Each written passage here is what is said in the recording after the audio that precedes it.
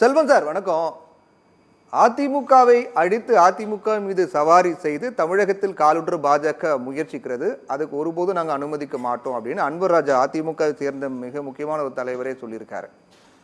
ரெண்டாவது விஷயம் என்னன்னு பார்த்தோம்னா, பாஜக பொறுத்த வரைக்கும் தமிழகத்தில் என்டிஏ வெற்றி பெற்றால் ஆட்சியில் பங்கு வகிப்போம் அப்படின்னு தொடர்ச்சியாக 4 முறை மத்திய உள்துறை அமைச்சர் அமித்ஷா சொல்றாரு. இன்னொரு பக்கம் எடப்பாடி பழனிசாமி இதை மறுக்கிறார். ஒரு முரண்பட்டதாக இருக்கு. அதிமுக பாஜக நிலைப்பாடுங்கிறது ஆட்சியில் பங்கு அப்படிங்கிறதுல ரொம்ப உறுதியா இருக்காங்களா?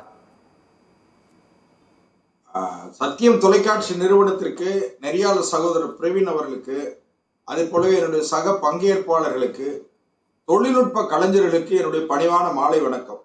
இதுல என்னன்னு கேட்டீங்கன்னா, நண்பர் முரளியும் சரி, அண்ணன் துரைப்பாண்டியன் அவர்களும் 2 பேருமே குழப்பத்துல இருக்காங்க. அதாவது அண்ணன் சேலம் மணிகண்டன் அவர்கள் அதிமுக தொண்டர்கள் தான் நிறைய இருக்கு. கொஞ்சம் நான் சொல்லி முடிச்சிடுறேன், என்ன அனுமதிங்க. நான் இதுவரை குறுக்கிடவே செய்யல. அதாவது பூர்ஸ்வாக்கல் என்று மார்க்சிய கம்யூனிஸ்ட் கட்சியினுடைய மாநில செயலாளர் சொன்னதுக்கு அண்ணன் துரைப்பாண்டியன் அவர்கள் ரொம்ப லாபகமா தப்பி, பூர்ஸ்வாக்கல்னா என்ன, கொத்தடிமைகளை உருவாக்குகிறவர் அல்லது ஆதிக்க மனப்பான்மை பெற்றவர்கள், கொடுங்கோல் சிந்தனை உள்ளவர்கள் தான் பூர்ஸ்வாக்கல். அதை நீங்க மறுத்துறீங்கன்னு எனக்கு தெரியல. ஒண்ணு. ரெண்டாவது, மரியாதைக்குரிய அமித்ஷா அவர்கள் உள்துறை அமைச்சர் அமித்ஷா அவர்கள் என்ன சொன்னாங்கன்னா, கூட்டணி ஆட்சி அமைந்தால் நீங்க வின் பண்ணா கூட்டணி ஆட்சியில நீங்க பங்கெடுப்பீங்களான்னு கேட்டா, அது நீங்க எப்படி பொருள் கொள்ளணும்? ஒருவேளை 110 அண்ணா துரைப்பாண்டியன் கொஞ்சம் இருக்கு, 110 தொகுதி வெற்றி பெறுது அதிமுக, பாரதிய ஜனதா கட்சி 50 தொகுதி வெற்றி பெற்றுதாங்கன்னு வைங்க, 110 ஒரு 50 160 தொகுதி வந்துருச்சுன்னு சொன்னா, ஒருவேளை ஆட்சியில நாங்க பங்கெடுக்கிறதுல என்ன தவறு இருக்க முடியும்? அதனால இந்த மாதிரி ஆட்சி 50 வெற்றி பெறனா எத்தனை தொகுதி கேட்க போறீங்க சார்?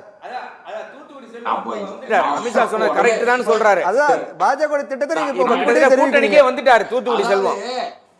அதான் 110 தொகுதி அதிமுக வெற்றி பெறுதுன்னு வச்சுக்கிடுங்க. நாங்க ஒரு 50 இடத்துல வெற்றி பெற்றுட்டோம். அப்ப 160 இடத்துல வெற்றி பெற்றா 2 பேரும் சேர்ந்தா அது கூட்டணி ஆட்சி தானே. அதனால அதை விட்டுருங்க. அதே ஒரு பெரிய விஷயம் இல்ல. அதிமுக தனி பெரும்பான்மையாக வெற்றி பெறாது, பாஜக உதவி தேவைப்படும். பாஜக 50 இடங்கள் வெற்றி பெறும். 50 இடங்கள் வெற்றி பெறோம்னா நீங்க அப்ப 60-70 தொகுதி கேட்பீங்க. அப்ப அதன் அடிப்படையில் கூட்டணி ஆட்சி அமைங்கிறீங்க. கரெக்டா? பிரவீன் சார் ஒரு நிமிஷம். அதாவது மரியாதைக்குரிய அமித்ஷா அவர்கள், உள்துறை அமைச்சர் அமித்ஷா சொன்னத மற்றதெல்லாம் விட்டுட்டு நீங்க இதை மட்டும் பிடிச்சுக்கிட்டு எல்லாரும் தொங்கிக்கிட்டு இருக்காங்களே எதுக்குன்னு கேட்டேன். நான் என்ன கேட்கிறேன்னா, இல்ல சார், இது மகாராஷ்டிராவோ இல்ல மற்ற மாநிலம் கிடையாது, தமிழ்நாடை பொறுத்த வரைக்கும் ஆட்சியில பங்கு அப்படிங்கிறது மக்கள் ஏற்றுக்கொள்ள மாட்டார்கள் அப்படிங்கிறதா கடந்த கால அரசியல் வரலாறாக இருக்கு. அப்படின்னும் போது இது நமக்கு புதுசுதான். இதுதான் முக்கியமாக பார்க்கப்படுது. ஒரு தெளிவு இல்ல. இப்ப அதிமுக பொறுத்த வரைக்கும் அவங்க நேரத்துல யார் நேரத்துல நீங்க குறிக்கிடல. இது நான் முறைதானாங்கிறத உங்க மனசாட்சிக்கே விட்டுறத. ஏன்னு கேட்டீங்கன்னா, நீங்க ரொம்ப தெளிவா சொல்லுவீங்க. அதுக்காக தான் நான் உங்ககிட்ட கேட்கிறேன், வேற ஒண்ணு.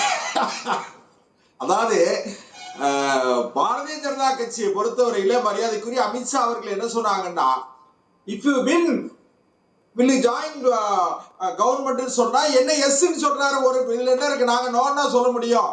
அதனால கேளுங்களேன், அதிகாரத்துல பங்கு அப்படின்னு சொன்னா நாங்க ஆமா அதிகாரத்துல எனக்கு பங்கு கொடுங்க அப்படின்னு, பங்கு கிடைச்சா நான் வேண்டாம்னா சொல்லுவேன், அது வேற விஷயம், அதை விட்டுருங்க.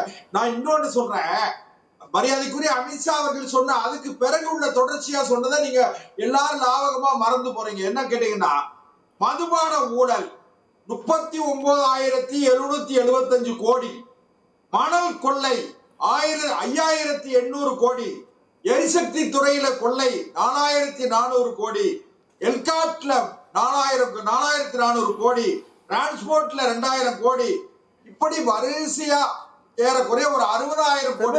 ஒரே ஒரு கேள்வி சார், செல்வன் சார், ஒரே ஒரு டவுட் என்னன்னா, இப்போ திமுக தமிழக அரசு இத்தனை ஊழல்கள் பண்ணிருக்காங்க அப்படின்னு குற்றம் சாட்டக்கூடிய இடத்துல அமித்ஷா இருக்காரா? நடவடிக்கை எடுக்கக்கூடிய இடத்துல அமித்ஷா இருக்காரா? இல்ல, குற்றம் எப்பவுமே ஒரு குற்றம் சாட்டப்பட்ட உடனேயே தீர்ப்பு சொல்லிட முடியாது, நடவடிக்கை எடுத்துட முடியாது. குற்றம் விசாரிக்கப்படணும். விசாரிக்கப்பட்ட பிறகு அது உறுதியான பிறகுதானே சொல்லணும். இல்ல, விசாரிக்கவே இல்ல அப்படிங்கறது நீங்களே சொல்றீங்க இல்லையா சார்? குற்றச்சாட்டு இருக்கிறதா இல்லையா? 14ஆம் தேதி உச்ச நீதிமன்றம் திறக்க போறாங்க. இல்ல வெறும் குற்றச்சாட்டை சொல்றதுக்கு ஒரு எதிர்க்கட்சி தலைவரோ இல்லாட்டி ஒரு மூன்றாம் கட்ட தலைவரோ கிடையாது, மத்திய நாட்டினுடைய உள்துறை அமைச்சர். சார் குஜராத்ல இப்போ ஒரு பாலம் இடிஞ்சிட்டே சார், நடுவுல இடிஞ்சு போச்சே சார், அதுக்கு என்ன சார் காரணம்? பீகார்ல 17 நாள்ல 12 பாலம் இடிஞ்சு விழுந்தது சார். 20 இருந்து குஜராத்ல பாலமா இடிஞ்சு விழுந்துட்டு இருக்கு. அதெல்லாம் எந்த ஆட்சியின் காரணம்? உங்க நேரத்துல நான் வரல. இல்லனே, இதுக்கு சேர்த்து சொல்லுங்க. சரி அண்ணா, இதுக்கு சேர்த்து சொல்லுங்க. நான் சொல்றேன், தென்பண்ணை ஆற்றில் ஒரு பாலம், திமுக அரசுல கெட்டப்பட்ட பாலம் ஒரே மாசத்துல இடிஞ்சு விழுந்து இல்ல. ஏவா வேலு பொதுப்பணித்துறை அமைச்சராக இருக்கிற ஏவா வேலுடைய தொகுதியில இருக்கிற தென்பண்ணை ஆற்றுல செல்வம் நம்ம ஊழல் அமித்ஷாவுடைய அவர் பேச எல்லாத்தையும் நம்ம பேசுறோம். ஆனா இல்ல மிக முக்கியமா ஒரு விஷயத்தை தெளிவுபடுத்தாம இருக்கு. பொதுவா ஒரு கட்சியை பொறுத்த வரைக்கும் தொண்டர்கள் ஒரு விதமாக பேசிட்டு இருப்பாங்க, அல்லது இரண்டாம் கட்ட தலைவர்கள் மூன்றாம் கட்ட தலைவர்கள் அவங்க சில கருத்துக்கள்லாம் சொல்லிட்டு இருப்பாங்க. ஆனா அந்த கட்சியினுடைய மேலிடம் அதை பற்றி அதிகாரப்பூர்வமாக அறிவிக்கும் போது தான் அது மிக முக்கியமான கருத்தாக பார்க்கப்படும். ஆனா பாஜக பொறுத்த வரைக்கும் கட்சியினுடைய மேலிடம் அதிகாரப்பூர்வமா சொல்றாங்க, அதிமுக பாஜக கூட்டணி வெற்றி பெற்றால் ஆட்சியில் அங்க வகிப்போம் அப்படின்னு சொல்றாங்க. ஆனா மற்ற தலைவர்கள்லாம் அதை சமாளிக்கிற மாதிரி தான் பேசிட்டு இருக்காங்க. அது இதுவே வித்தியாசமா இருக்கு இல்லையா சார்? அதான் ஒரு விஷயம் கேட்க மாட்டேங்கல. அதாவது மார்க்சிய கம்யூனிஸ்ட் கட்சி பூர்சுவாக்கள் கட்சி, எது முதலாளித்துவ கட்சி, முதலாளித்துவ கட்சியான திமுக ஆட்சி முதலாளித்துவ ஆட்சி, கொத்தடிமைகளாக தொழிலாளர்களை நடத்தக்கூடிய ஆட்சின்னு சொல்லி மார்க்சிய கம்யூனிஸ்ட் கட்சி திமுகவுடைய கூட்டணி கட்சி. நல்லா கவனிங்க, அவங்க சொல்றாங்கன்னு சொன்னா இது இந்த அரசுக்கு அவமானமா இல்லையா? அதை விட்டுருங்க. இரண்டாவது, விடுதலை சிறுத்தைகள் ஆட்சி அதிகாரத்துல பங்கு கேட்காங்க. மதிமுக 12 இடம் வேணும்னு கேட்காங்க. மதிமுக ஏறக்குறைய வெளியே போறதுக்கு ரெடி ஆயிட்டு. என் நண்பர் முரளி சொன்னாரு, வைகோ பெரிய கொள்கையில உறுதியா இருப்பார், வைகோவுடைய கொள்கையை பற்றி எனக்கு தெரியும் சொன்னாரு. 2006 பிப்ரவரி மாசம் 26ஆம் தேதி கலைஞரை சந்திச்சு 5வது முறையும் அண்ணன் கலைஞர் முதலமைச்சர் ஆவதற்கு நான் இணைய சுத்தோடு பணியாற்றுவேன்னு சொன்னாரு. பிப்ரவரி 26, 28ஆம் தேதி போயஸ் கார்டனுக்கு போனாரு. அதனால நீங்க இந்த கதையெல்லாம் விட்டுருங்க. திமுக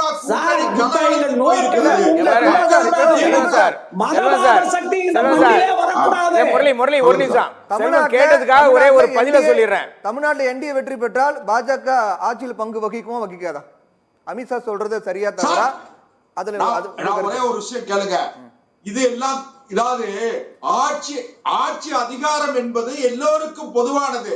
அவர் யாருக்கெல்லாம் வசப்படுமோ வாய்ப்பு வருமோ அவங்க எல்லாம் ஆட்சி அதிகாரத்துல இருப்பாங்க. நான் கேட்கிற கேள்விக்கு நீங்க, அதாவது நீங்க நெறியாளர் கேட்கிற கேள்விக்கு தெளிவுபடுத்தினா அடுத்து போலாம். நீங்க வெற்றி பெற்றால் அதிமுக பாஜக வெற்றி பெற்றால் தமிழகத்தில் பாஜக ஆட்சியில் அங்கம் வகிக்குமா வகிக்காதா? மாதிரி ஒரே வரியில பதில் சொல்லுங்க. ஆம் இல்ல, காலம் அனுமதித்தால் ஆட்சி அதிகாரத்தில் பங்கெடுக்கும். காலம் அனுமதித்தால் ஆட்சி அதிகாரத்தில் பாரதிய ஜனதா கட்சி பங்கெடுக்கும். ஆட்சி அதிகாரத்தில் பங்கெடுப்பீங்க. சரி, காலம் அனுமதித்தால், இயற்கை அனுமதித்தால் நாங்கள் பங்கெடுப்போம். இன்னொன்று நீங்க சொல்ல காலம் அனுமதித்தால் இயற்கை அனுமதித்தால் அதிமுக பாஜக 2 பேத்துக்குள்ள அப்படி ஒரு உடன்பாடு ஏற்பட்டிருக்கா சொல்லுங்க. நீங்க தயவு செய்து அமைதியா இருங்க. இல்லங்க, நீங்க சொல்றதுக்காக சொல்றேன். காலம் அனுமதித்தால் நேரம் அனுமதித்தால் ஜோசியம் பேசிட்டு இருக்கீங்க. இல்ல